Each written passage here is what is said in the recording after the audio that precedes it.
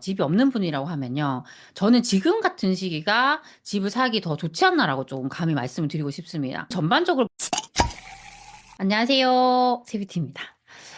2025년이 밝았습니다. 2025년에 부동산과 관련돼서 바뀌는 제도들이 있습니다. 오늘은 어떤 부분들이 바뀌는지 제가 5가지 정도를 가지고 왔습니다. 하나씩 하나씩 설명을 드리도록 하겠습니다. 우선 첫 번째는요. 중도 상환 수수료가 낮아지는 겁니다.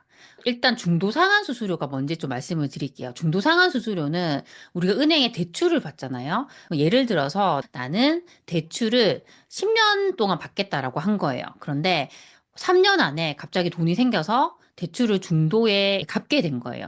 그렇게 되면 은행 입장에서는 안 좋겠죠. 왜냐하면 은행에서는 이렇게 대출을 해주고 이자를 받아야 되는데 내가 그만큼 이자를 덜 받게 된 거잖아요. 그래서 벌칙성으로 부과를 하는 것이 중도 상환 수수료였습니다. 근데 이 중도 상환 수수료가 보통 3년 내에 대출을 상환할 때 발생하는 경우가 많거든요. 근데 그렇다 보니까 조금 더 금리가 낮은 대출을 갈아타고 싶은데 중도 상환 수수료가 있어서 못 갈아타는 경우도 많았습니다. 원래 1월부터 이렇게 시행이 되는데요. 주택담보대출 같은 경우는 수수료율이 0.6에서 0.7% 정도 되고요. 신용대출 같은 경우는 0.4% 수준으로 낮아집니다. 이 부분은 1월 중순부터 출시되는 대출 상품에 적용이 된답니다. 그래서 새로 만약에 대출을 받는다고 했을 때는 이런 부분이 있기 때문에 중도 상환 수수료를 확인하고 대출 받으시면 되고요.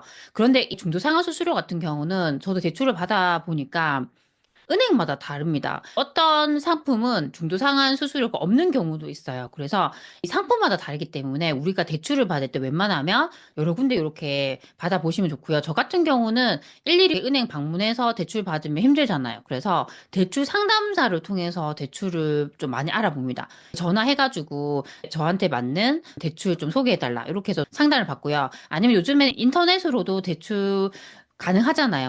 우리가 그렇게 좀 다양하게 대출을 좀 알아보시면 좋을 것 같습니다. 그리고 하나 제가 대출 관련해서 말씀드릴 부분이 있는데요. 조금 주의해야 될 점이 있습니다. 최근까지 한국은행에서 금리 인하를 했잖아요. 그런데 실제로 은행에 대출 금리는 그만큼 내려오지 못했습니다. 그 이유가 갑자기 대출 금리까지 내려버리면 대출 수요가 갑자기 또 이렇게 많아질 수 있기 때문에 시장 상황을 보면서 금리를 내리려고 한다 합니다. 급한 분이 아니시라면요. 그래도 대출 금리가 이렇게 확실히 내려가는 걸 보고 대출을 받는 것을 좀 추천드리고 싶습니다. 두 번째는요. 이 신생아 특례 대출 조건이 완화됩니다. 그 조건 중에서 소득 요건이 있거든요. 그 소득 요건이 완화가 되는 부분인데요. 일단은 신생아 특례 대출에 대해서 모르는 분도 있기 때문에 제가 간단하게 좀 설명을 드리고 싶습니다.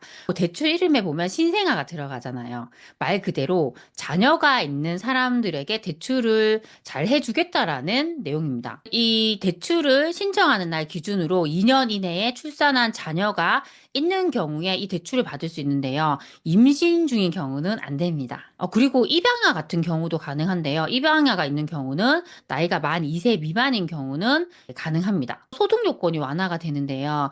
기존에는 부부 합산 소득이 연 1억 3천만 원 정도까지 가능했는데 이게 2억 5천만 원까지 완화가 된 거죠. 그래서 소득이 좀 더 있다 하더라도 이 대출을 받을 수 있기 때문에 만약 조건이 된다 하시면요. 저는 이 대출을 적극적으로 활용하시면 좋을 것 같습니다. 그리고 특례 대출 받고 있는 기간 중에 만약 출산하는 경우도 있잖아요. 그러면 우대 금리가 적용이 됩니다. 우대 금리가 현행 0.2%인데 이게 0.4%까지 우대 금리가 적용되는 것도 꼭 기억하셨으면 좋겠습니다. 신생아 특례 대출 같은 경우는 그래도 시중은행의 대출 금리보다 저렴한 경우가 많잖아요. 그렇죠? 그래서 조건 되시는 분들은 이것도 잘 활용하시면 좋을 것 같습니다. 세 번째는요. 주택 청약 종합 저축의 세제 지원이 확대된다는 내용입니다. 연소득이 7천만 원 이하인 경우에 주택 청약 종합 저축 가입자의 소득 공제 혜택을 무주택인 세대주뿐만 아니라 배우자까지 확대를 해준다는 겁니다. 이 요즘에 주택 청약에 대한 메리트가 떨어지면서 청약 해지를 하는 분도 많잖아요. 근데 아직까지 주택 청약을 노려보시는 분들은 소득 공제에 대한 부분도 이득이 있기 때문에 이런 부분도 잘 챙겨가시면 좋을 것 같습니다. 네 번째는 조금 더 주의해야 될 점인데요.